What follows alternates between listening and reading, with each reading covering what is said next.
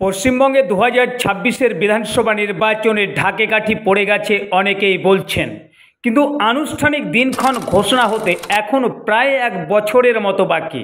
আমরা লক্ষ্য করছি পশ্চিমবঙ্গের সব রাজনৈতিক দল নির্বাচনের প্রস্তুতি আরম্ভ করে দিয়েছে।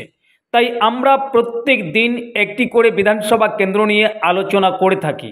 আজ আমাদের আলোচনায় যে বিধানসভা কেন্দ্র তার নাম দিনহাটা বিধানসভা কেন্দ্র।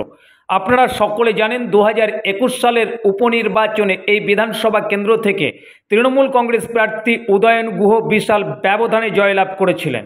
কিন্তু 2026-এর বিধানসভা নির্বাচনে এই দিনহাটা বিধানসভা কেন্দ্রটি তৃণমূল কংগ্রেস নিজেদের দখলে রাখতে পারবে, নাকি বিজেপি এই দিনহাটা বিধানসভা কেন্দ্রে তাদের জয়ের নিশান ওড়াতে পারে? কেন একথা বললাম, আসুন দেখে নেওয়া যাক।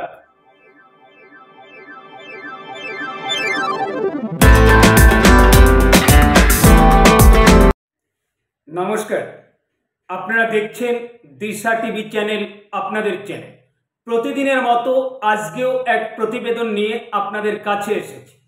আপনারা সকলে জানেন আমাদের এই চ্যানেলে প্রত্যেক দিন পশ্চিমবঙ্গের 294 বিধানসভা কেন্দ্রের মধ্য থেকে একটি করে বিধানসভা কেন্দ্র নিয়ে আমরা আলোচনা করে থাকি।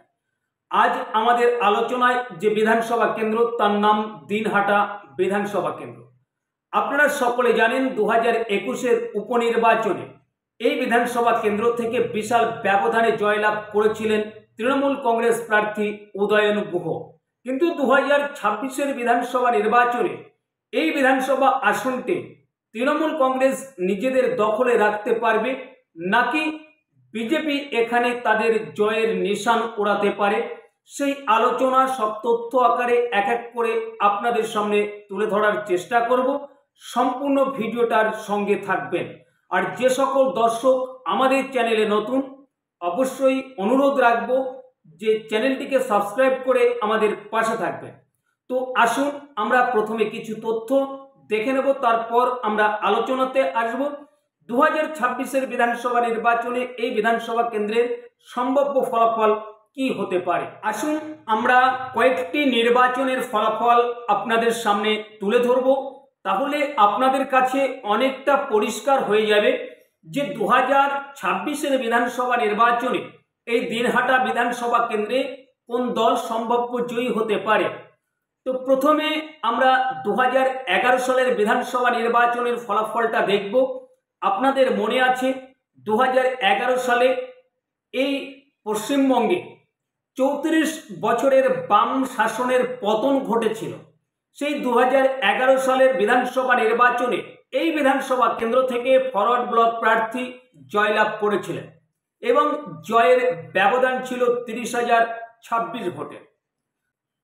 তারপর 2014 সালের লোকসভা নির্বাচনের ফলাফলে দেখা গেছে যে এই দিনহাটা বিধানসভা কেন্দ্র থেকে তৃণমূল কংগ্রেসের প্রার্থী 8,178 ভোটের ব্যবধানে এগিয়েছিলেন। তারপর 2016 সালের বিধানসভা নির্বাচন, তৃণমূল কংগ্রেসের সূর্য যখন মধ্য গগনে, তখন এই বিধানসভা কেন্দ্রে তৃণমূল কংগ্রেসের প্রার্থী উদয়ন গুহ জয়লাভ করেছিলেন।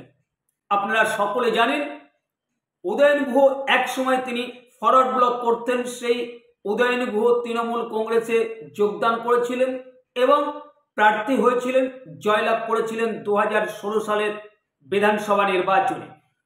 জয়ের ব্যবধান ছিল 21,793 ভোটে। তারপর আমরা যদি দেখি 2019 সালের লোকসভা নির্বাচনের ফলাফল, তাহলে দেখা যাবে যে এই বিধানসভা কেন্দ্র থেকে 15,539 ভোটের ব্যবধানে এই দিনহাটা বিধানসভা কেন্দ্র থেকে নিশীথ প্রামাণিক এগিয়েছিলেন। তারপর 2021-এর বিধানসভা নির্বাচন, 2021-এর বিধানসভা নির্বাচনে এই দিনহাটা বিধানসভা কেন্দ্র থেকে নিশীথ প্রামাণিক প্রার্থী হয়েছিলেন। 2021-এর বিধানসভা নির্বাচনের যে ফলাফল আমরা দেখেছিলাম, সেখানে নিশীথ প্রামাণিক বিজেপির প্রার্থী এই দিনহাটা বিধানসভা কেন্দ্র থেকে মাত্র 57 ভোটের ব্যবধানে জয়লাভ করেছিলেন। তারপর তিনি যখন এই এমএলএ পদ ছেড়ে দিয়ে তিনি এমপি পদটা রেখে দিলেন, তারপর দেখা গেছে এই বিধানসভা কেন্দ্রে উপনির্বাচন। আপনারা সকলে জানেন সেই উপনির্বাচনে বিশাল ব্যবধানে তৃণমূল কংগ্রেসের প্রার্থী উদয়ন গুহ জয়লাভ করেছিলেন। 2024 সালের লোকসভা নির্বাচনের ফলাফল বলছে যে এই দিনহাটা বিধানসভা কেন্দ্র থেকে তৃণমূল কংগ্রেস প্রার্থী 18,014 ভোটের ব্যবধানে এগিয়েছিলেন। যদিও এই যে ভোটটা দেখানো হচ্ছে, এই ভোট ইভিএম ভোট, এই ভোটের সঙ্গে পোস্টাল ব্যালটের ভোট যোগ করা হয়নি। কি হতে পারে 2026-এর বিধানসভা নির্বাচনের সম্ভাব্য ফলাফল এই দিনহাটা বিধানসভা কেন্দ্রে? দেখুন, আলোচনাতে আসবো। প্রথমে বলব, এই বিধানসভা কেন্দ্রে যে সকল ভোটাররা বসবাস করেন তার মধ্যে 31.6% সংখ্যালঘু ভোটাররা বসবাস করেন। যদি ভোটারের সংখ্যাটা বলা হয় আনুমানিক 90,000-এর মতো। আমরা পশ্চিমবঙ্গে অনেক রাজনৈতিক বিশেষজ্ঞদের মুখে শুনে থাকি পশ্চিমবঙ্গে যে সকল সংখ্যালঘুরা বসবাস করেন তার মধ্যে প্রায় 90% সংখ্যালঘু ভোট তৃণমূল কংগ্রেসের ভোট বাক্সে যায়। দেখুন, আমরা দেখেছিলাম 2019 সালের লোকসভা নির্বাচনের ফলাফল। তখন এই দিনহাটা বিধানসভা কেন্দ্রে আমরা সূত্র মারফত জেনেছিলাম যে এই বিধানসভা কেন্দ্রের অনেক সংখ্যালঘু ভোট কিন্তু বিজেপির ভোট বাক্সে গিয়েছিল। তারপর আমরা 2021-এর বিধানসভা নির্বাচনের ফলাফলটা দেখেছি। এখানে হাড্ডাহাড্ডি নির্বাচনী যে লড়াই সেটা তৃণমূল কংগ্রেস এবং বিজেপির মধ্যে আমরা দেখেছিলাম। মাত্র 57 ভোটের ব্যবধানে বিজেপির প্রার্থী নিশীথ প্রামাণিক জয়লাভ করেছিলেন। তারপর 2021-এর বিধানসভার যে উপনির্বাচন হয়েছিল সেই উপনির্বাচনে দেখা গেছে যে বিশাল ব্যবধানে এই বিধানসভা কেন্দ্র থেকে যে প্রার্থী 2021-এর বিধানসভা নির্বাচনে তৃণমূল কংগ্রেসের পরাজয় বরণ করেছিলেন সেই প্রার্থী উদয়ন গুহ এই বিধানসভা কেন্দ্র থেকে বিশাল ব্যবধানে জয়লাভ করেছিলেন। জয়ের ব্যবধানটা 1,64,089 ভোটে। বুঝতেই পারছেন যে উপনির্বাচনে এই বিধানসভা কেন্দ্র থেকে প্রায় 84.15% ভোট পেয়েছিলেন তৃণমূল কংগ্রেস প্রার্থী উদয়ন গুহ। আর সেখানে বিজেপির প্রার্থী মাত্র 11.31% ভোট পেয়েছিলেন। যদি প্রাপ্ত ভোটটা দেখা যায় তাহলে দেখা যাবে 25,486 ভোট পেয়েছিলেন বিজেপির প্রার্থী। আর সেখানে তৃণমূল কংগ্রেসের প্রার্থী 1,89,575 ভোট পেয়েছিলেন। দেখেছেন এখানে যে ভোটের শতাংশটা আর উপনির্বাচনের যে প্রাপ্ত ভোট তৃণমূল কংগ্রেসের।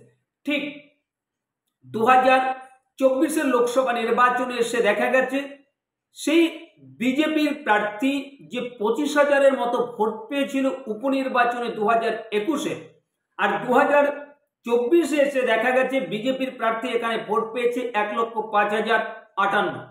কোথা থেকে এলো সেই ভোট? আর তৃণমূল কংগ্রেসের যে ভোটটা ছিল 1,89,000 সেখানে কমে গিয়ে 1,23,000-এর মতো ভোট পেয়েছে 2024-এর লোকসভা নির্বাচনে তৃণমূল কংগ্রেস প্রার্থী। বুঝতেই পারছেন এখন কি হতে পারে সম্ভাব্য ফলাফল এই বিধানসভা কেন্দ্রে। দেখুন, পশ্চিমবঙ্গে বর্তমান বিরোধী দল বিজেপি।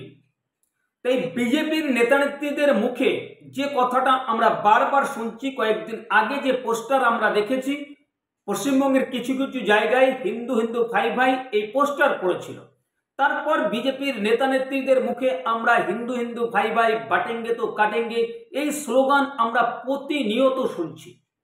তাই অন্তত এই বিধানসভা কেন্দ্রে আমরা আগে যেটা শুনেছি যে পশ্চিমবঙ্গের সংখ্যালঘু ভোট 90% তৃণমূল কংগ্রেসের ভোট বাক্সে যায়, কিন্তু 2026-এর বিধানসভা নির্বাচনে কোট আনকোট বলছি যে বিজেপি যে হিন্দু হিন্দু ভাই ভাই করে সংখ্যাগরিষ্ঠ ভোট এককাট্টা করার যে কাজ চালিয়ে যাচ্ছে, উল্টো দিকে তৃণমূল কংগ্রেসের দিকে কিন্তু সংখ্যালঘু ভোট এককাট্টা হয়ে 100% সংখ্যালঘু ভোট তৃণমূল কংগ্রেসের ভোট বাক্সে যেতে পারে। তাই এই বিধানসভা কেন্দ্রে 2024-এর লোকসভা নির্বাচনে যে ফলাফল আমরা দেখেছি, যে ডিফারেন্সটা দেখেছি ভোটের, সেটা নাও হতে পারে। এই বিধানসভা কেন্দ্রে তৃণমূল কংগ্রেস এবং বিজেপির মধ্যে হাড্ডাহাড্ডি নির্বাচনী লড়াই হতে পারে। আপনাদের মূল্যবান মতামত আপনারা কমেন্টের মাধ্যমে জানাবেন। আর আমাদের ভিডিও যদি ভালো লেগে থাকে অবশ্যই একটি লাইক করবেন, শেয়ার করবেন এবং চ্যানেলকে সাবস্ক্রাইব করে আমাদের পাশে থাকবেন। ধন্যবাদ। দেখা হবে অন্য কোনো প্রতিবেদনে। ততক্ষণ আপনারা ভালো থাকবেন, সুস্থ থাকবেন।